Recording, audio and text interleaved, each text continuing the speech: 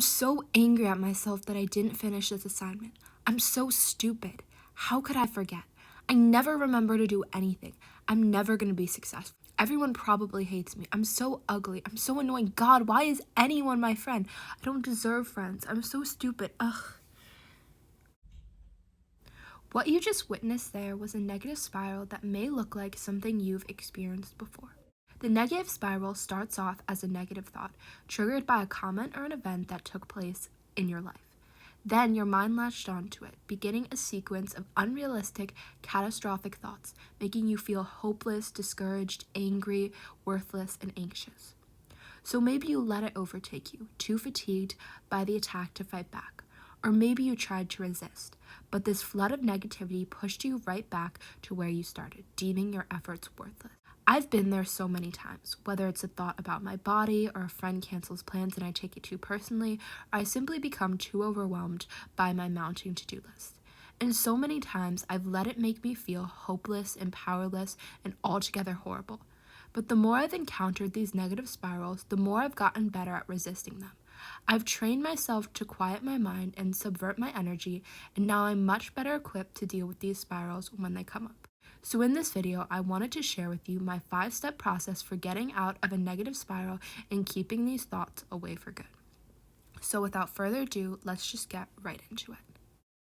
The first thing that I want you to do is just give yourself 5 minutes to wallow in that negativity.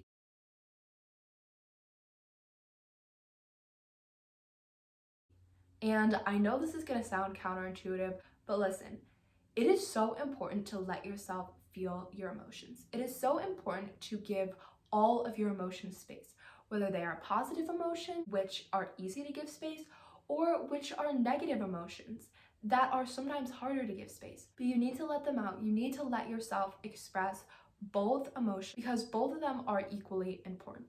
So I literally just want you to give yourself 5 minutes to lay on your bed, 5 minutes if you are somewhere and you can't lay in your bed or you can't go to your room, just 5 minutes to take a quiet second and let yourself feel your emotions and wallow in that negativity. Then the next thing I want you to do is get out an index card or a sticky note or any small little piece of paper and write down what you are spiraling about.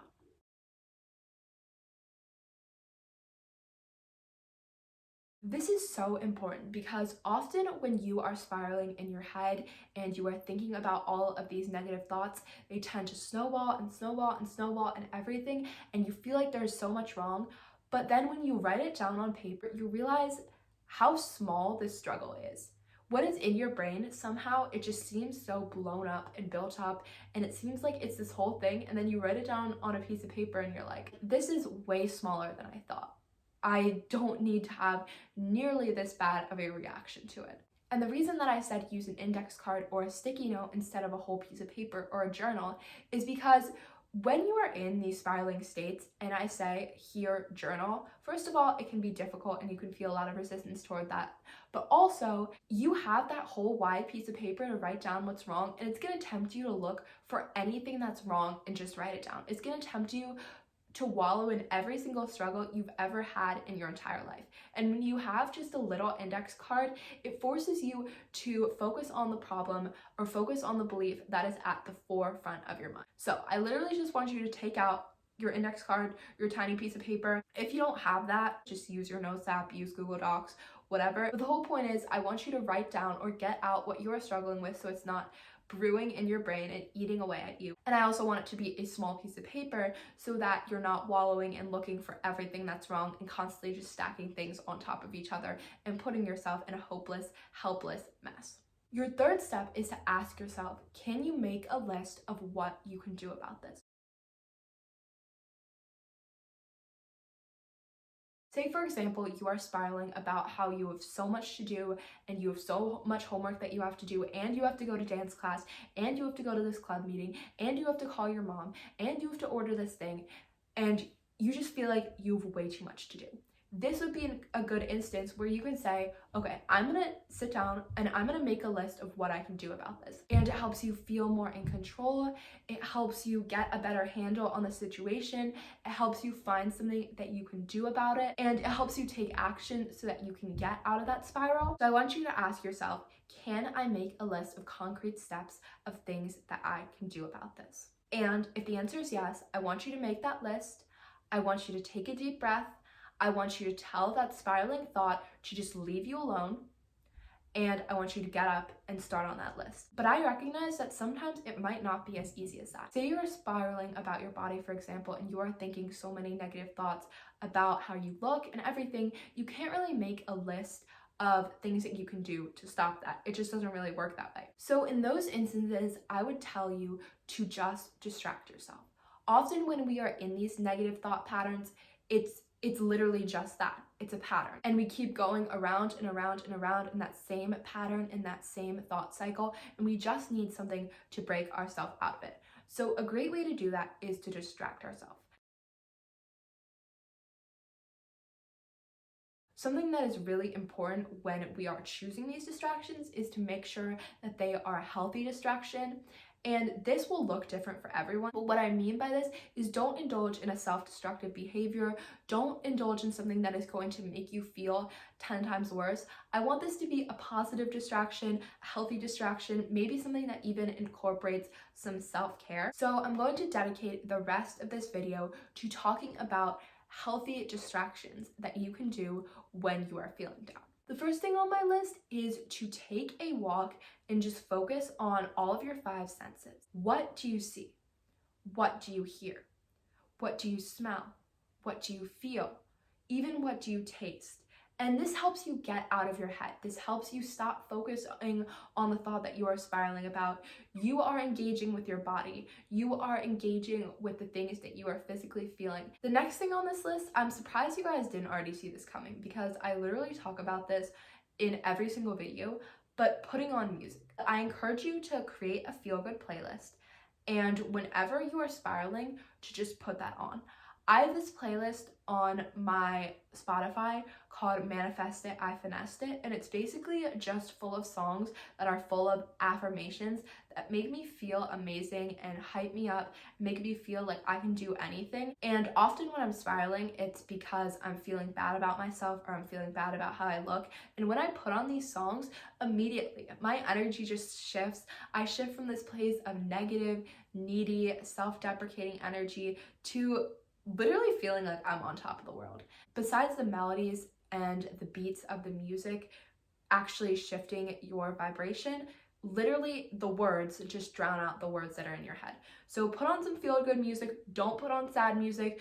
Don't put on sad music that's gonna feed into how you're feeling, everything like that. We want some good, happy, hype music.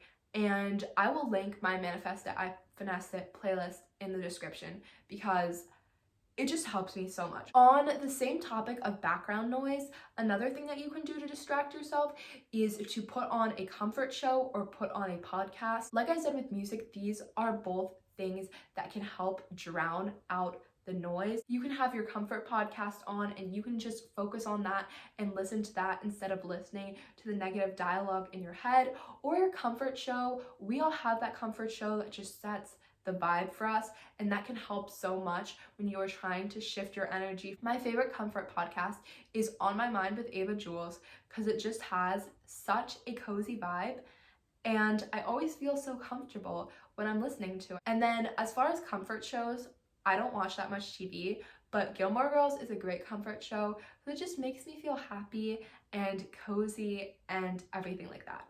But obviously play your own comfort shows, play your own comfort podcasts.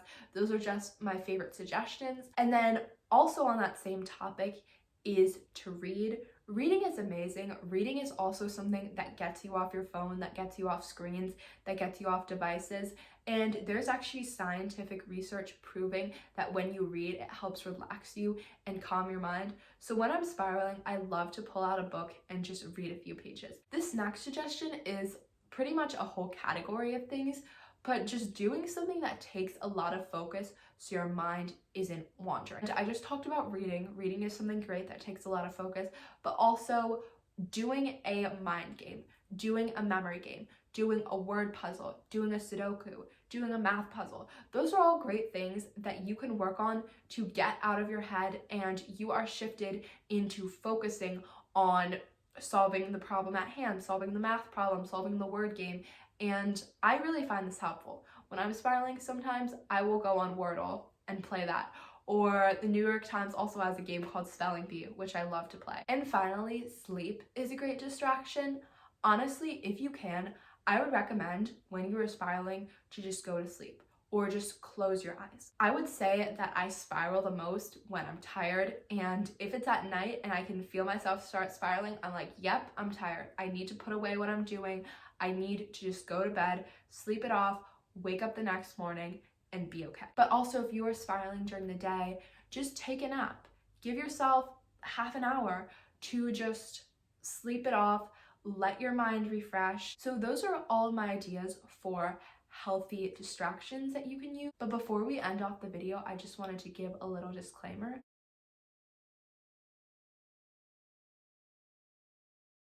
It is okay and necessary sometimes to find temporary distractions that you can use until you calm down and are able to rationalize again. But it is so important that once you are calmed down and once you are able to rationalize, that you find time to journal through that belief and ask yourself, what happened? What triggered this? Why this even came up? So it doesn't turn into this whole thing. So you don't let this negative belief go unattended. And you can also learn more about the triggers of this belief so that you can prevent things like this from happening in the future. And maybe it was just as simple as you were exhausted and you know that negative thoughts start creeping in when you have little sleep, but you could also find that it was a specific comment or action of yourself or someone else that sent you into that spiral, and that is showing you where you need to journal more. That is showing you where you need to do more work on yourself. That is showing you where you need to work through your beliefs. So once you have given yourself 1 to 3 hours, maybe even a day after you experience this spiral, I really want you to take out your journal and just journal through this experience. Ask yourself why it happened. Ask yourself what triggered it. Ask yourself, is there something deeper here? Because most times there usually is. And find ways to make peace with that and resolve it for good, because that is really how you can get better at managing negative spirals when they happen and preventing more in the future. And that is all that I want to say for today's video. I love you guys so much. If you are struggling right now, I'm thinking about you. If you need someone to talk to, please comment down below or DM me on Instagram at SadieMarieS_. I'm always here for you if you need me. Thank you so much for watching the video. I really hope that these tips helped you out, and I will see you in my next video.